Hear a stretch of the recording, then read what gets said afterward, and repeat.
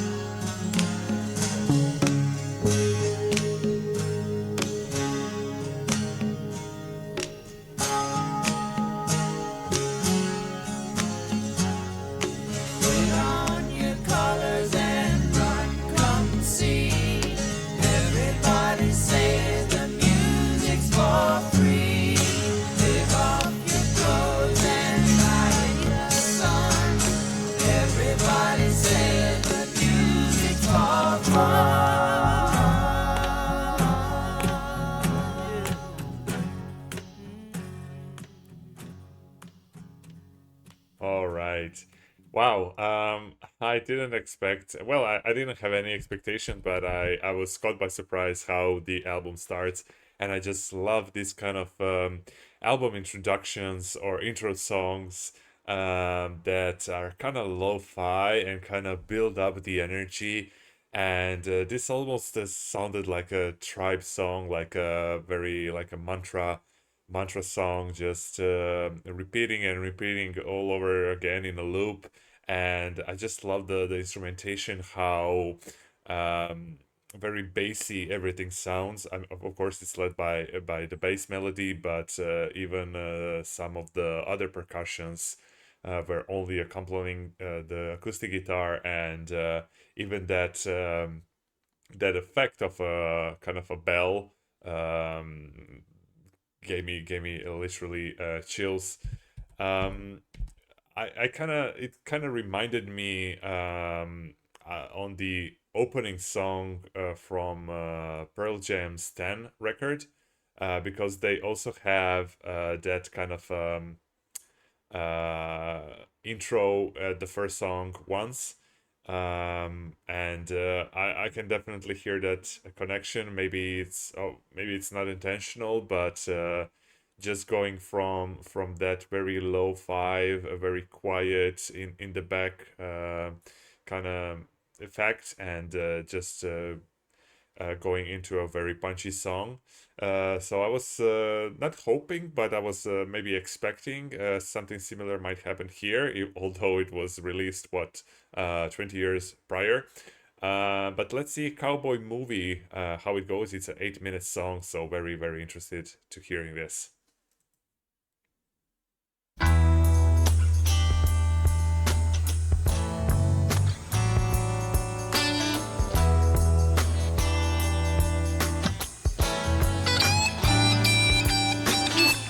Me and my good partners, we were riding back to camp. We were feeling very fine. The air was clear and slightly damp.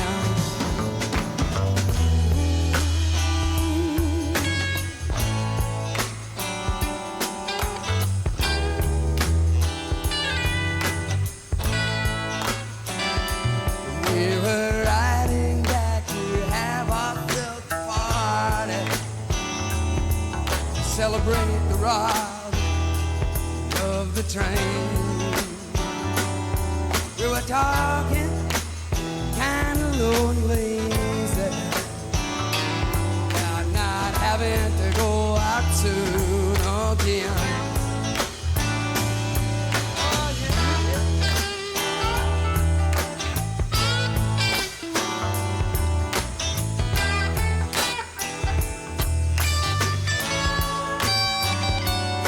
You know, we hadn't been back at home 2 hours.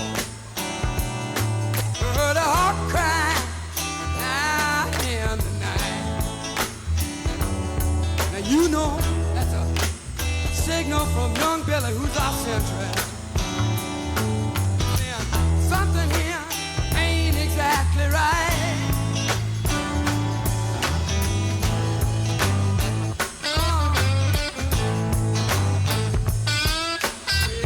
Quick grab some of our hardware, stumbled out of a home. 2 minutes flat, we found an Indian girl all alone. And Eli said, let's take her back to the cabin. I said, you don't know, she might be the lawyer. He said, smiling kind of nasty. It ain't too damn right, she beat me to the draw.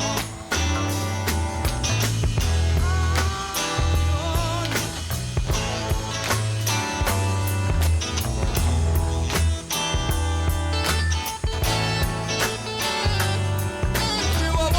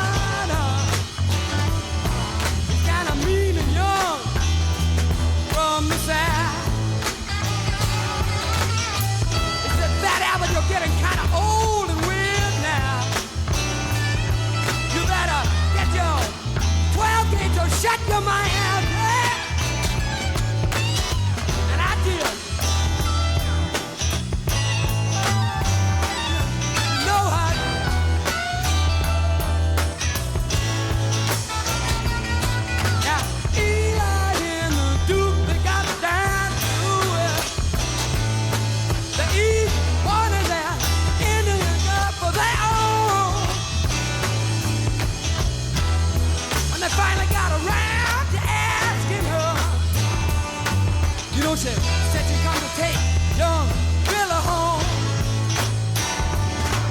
Oh, no, no, no.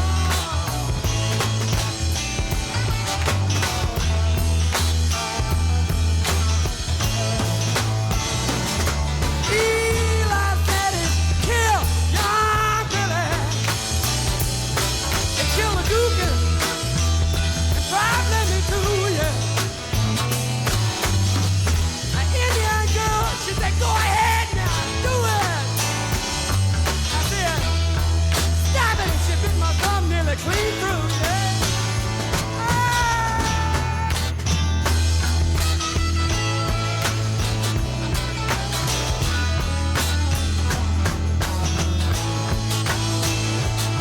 And when they finally started to break down the door, yeah, I spit my face up with blood from my thumb, yeah.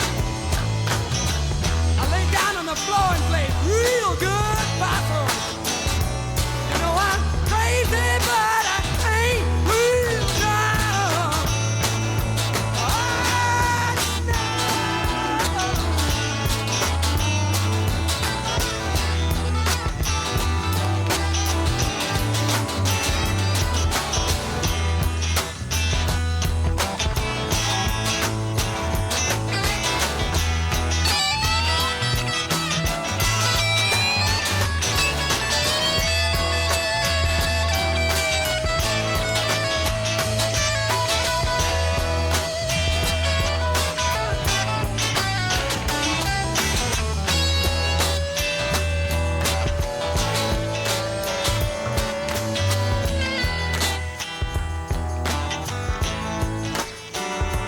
Now I'm dying without a I must be the sorry sight you ever saw.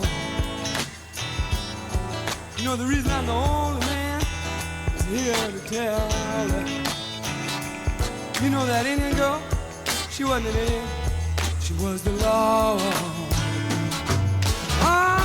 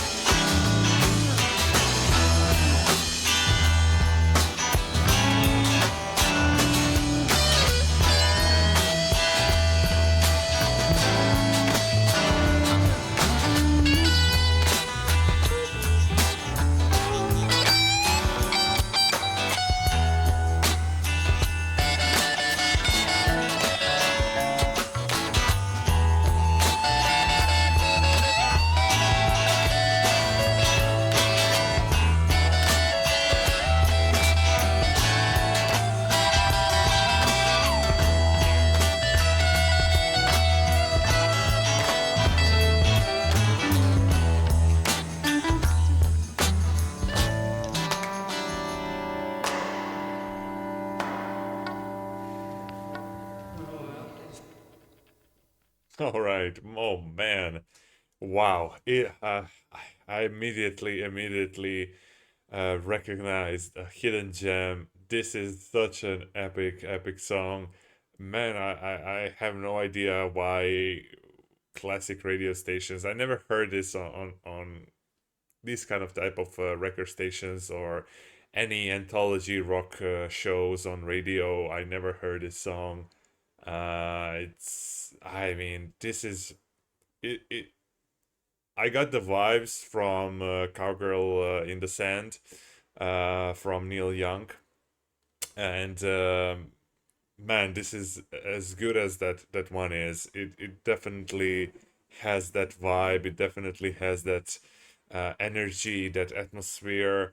But this sounds like more improvised, especially because of the story or the lyrics, however you want to call it.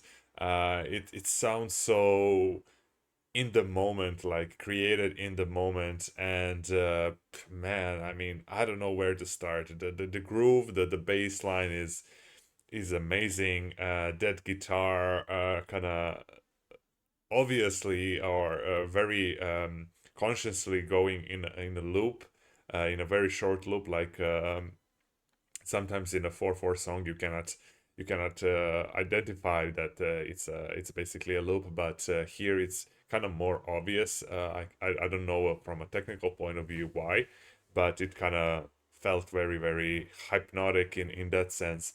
Man, I cannot praise how good this song is, and it definitely cannot be covered, right? If someone else would perform this, I mean, I think it would be performed better by some just putting the theme or the music and just having a bunch of people in a bar coming onto the stage and rambling with a melody or with the track.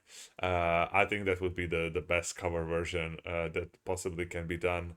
Trying to replicate this unique style that Crosby has, it's impossible and doesn't need to be copied. It just needs to be acclaimed and treasured and brought to the daylight. I'm definitely glad this album is going in this direction. It's completely insane how good it is, and yeah, let's jump into the next song. This has been great. Thanks for watching.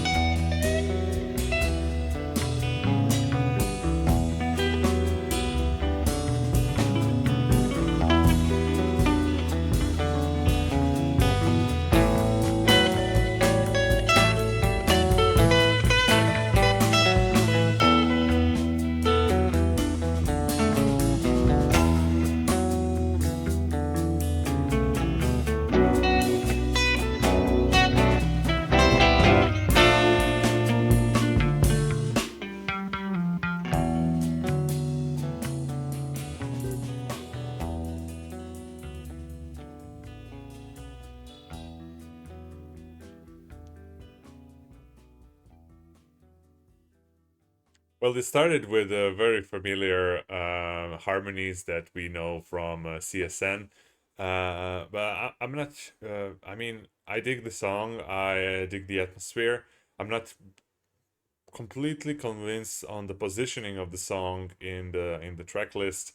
At number three, this almost sounds like in not in a negative way, but it almost sounds like a extended session or an extra bonus track, or at least like a last track on the record. It kind of has that very calming energy, and it's practically a jam, and sounds more like um, working on an idea for a song, rather than putting it on the third place. But maybe the last song on side A, Laughing, will prove me wrong, as it just might be a good introduction to the next one. So let's jump into that one.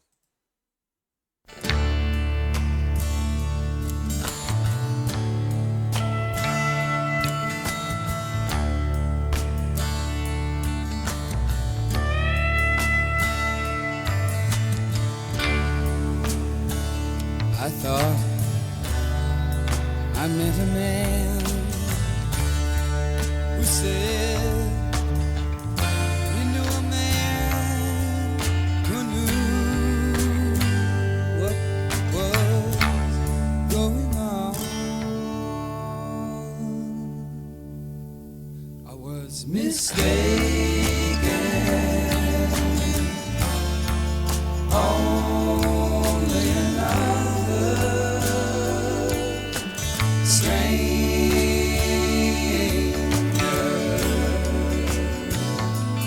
that I knew.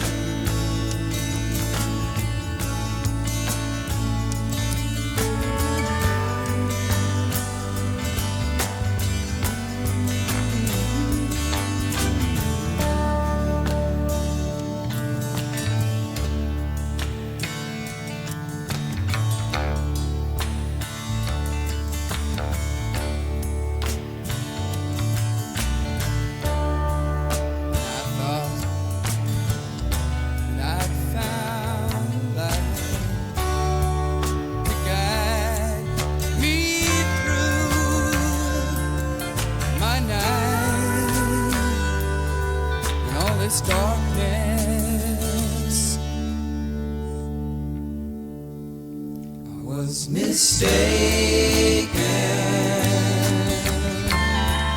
Only reflections of a shadow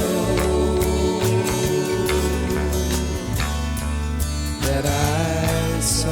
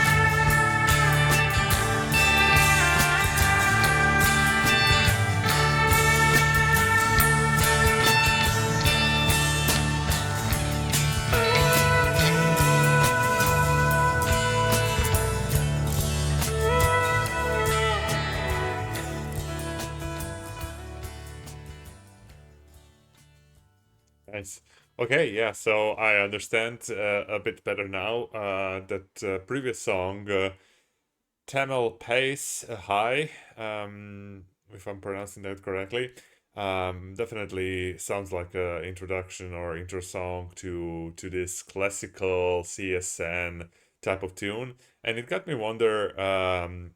Was this like an outtake from Deja Vu sessions or any of the two first albums in that regard? Because it kind of reminds me.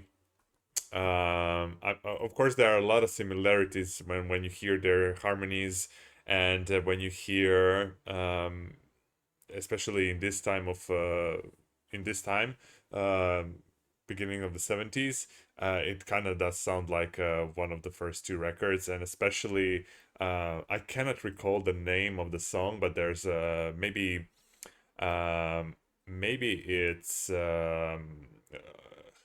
helplessly hoping. But in one of the songs, there's a lyric, "What do I have to lose?" or something like that. I believe it's "What do I have to lose?" and it kind of reminded me of that song. But it's a very very nice tune. Overall, this side A is, I mean, it's classic. It's golden record, top tier. I loved every second of it, and boy oh boy, I cannot understand how this album is not mentioned anywhere, or at least not on any articles or any lists, or not even on some radio shows that speak about music anthology. Um, yeah, top notch. I cannot wait to hear more. So I hope to see you in the next video, which I will be releasing later today. And until then, thank you so much for watching. Take care and bye bye.